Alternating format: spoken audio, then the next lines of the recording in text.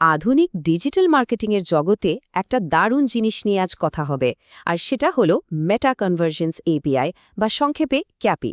চলুন গভীরে যাওয়া যাক। আচ্ছা, প্রথমেই চলুন একদম মূল সমস্যাটা নিয়ে কথা বলি, যেটা আজকাল প্রায় সব বিজ্ঞাপনদাতাই ফেস করছেন। বিজ্ঞাপনের ডেটা কেন ঠিকঠাক মতো আসছে না, কেন এটা অসম্পূর্ণ থেকে যাচ্ছে? তো ডেটা হারানোর পেছনে আসল কারণগুলো কি? দেখুন, এখানে বেশ কয়েকটা জিনিস একসাথে কাজ করছে। যেমন ধরুন, অ্যাপেলের iOS 14+ আপডেট, তারপর আছে ব্রাউজারগুলোর নিজস্ব প্রাইভেসি নিয়ম, আর সাথে তো অ্যাড ব্লকার আছেই। এই সব কিছু মিলে জানেন একটা ডেটা ব্ল্যাক হোল তৈরি হয়ে গেছে, মানে ডেটা ঠিকমতো আসেই না।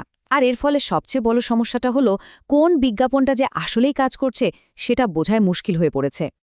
এই সমস্যার নতুন সমাধানটা ঠিক মতো বুঝতে হলে আমাদের আগে জানতে হবে যে ডেটা ট্র্যাকিংয়ের পুরনো বা চিরাচরিত উপায়টা কী ছিল। এই যে পুরনো পদ্ধতি, এটাকে বলা হয় ব্রাউজার সাইট ট্র্যাকিং।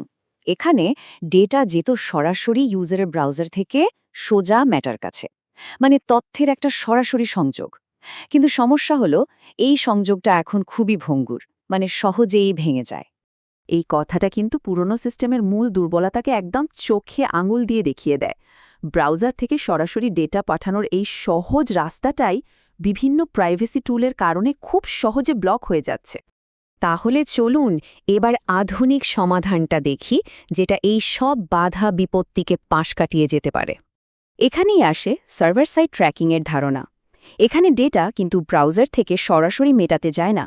এটা প্রথমে এমন একটা সার্ভারে যায় যেটার পুরো নিয়ন্ত্রণ আপনার হাতে। এখানে পার্থক্যটা কিন্তু একদম পরিষ্কার।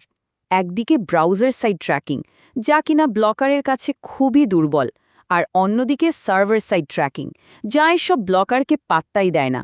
ব্যাপারটা অনেকটা জানেন সবার জন্য খোলা একটা পাবলিক রাস্তা, যা যখন তখন বন্ধ হয়ে যায়, তার বদলে নিজের একটা প্রাইভেট সুরক্ষিত টানেল ব্যবহার করার মতো। ফলে কি হচ্ছে, ডেটা শুধু যে অনেক বেশি নির্ভরযোগ্য আর নির্ভুল হচ্ছে তাই না, বরং পুরো ডেটার মালিকানা আর নিয়ন্ত্রণও কিন্তু আপনার হাতে চলে আসছে।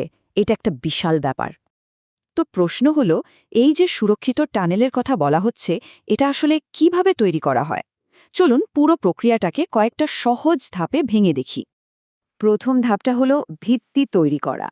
এর জন্য step.io এর মতো কোনো একটা প্ল্যাটফর্মে গিয়ে একটা অ্যাকাউন্ট খুলে একটা সার্ভার কন্টেনার সেট আপ করতে হবে। ভাবুন তো, এটাই হবে আপনার ডেটার নতুন ব্যক্তিগত হাব। ভিত্তি তো তৈরি হলো, এর পরের কাজ হলো সংযোগ স্থাপন করা।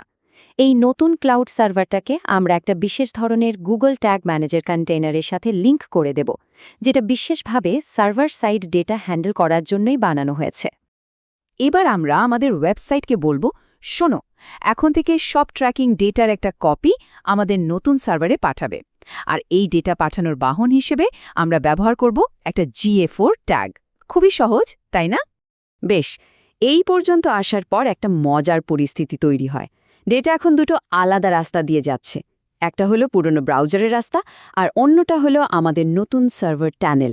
আর এই সে এক নয়া চ্যালেঞ্জ কা শুরু।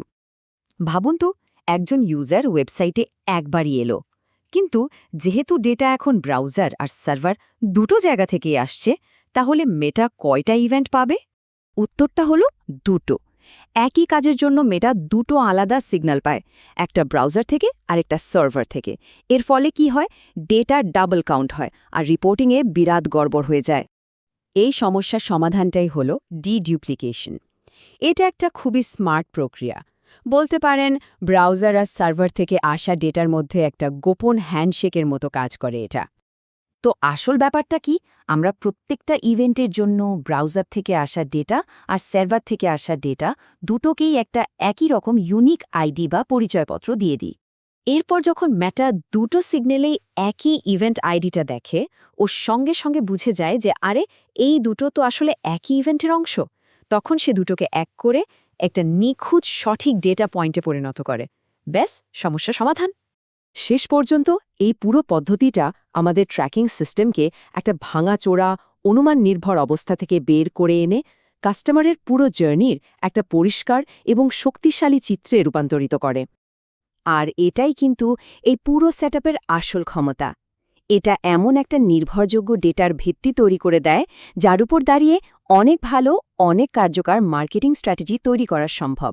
এখন প্রশ্ন হল, এই নির্ভরযোগ্য ডেটা হাতে পেয়ে কি নতুন দিগন্ত উন্মোচন করা হবে?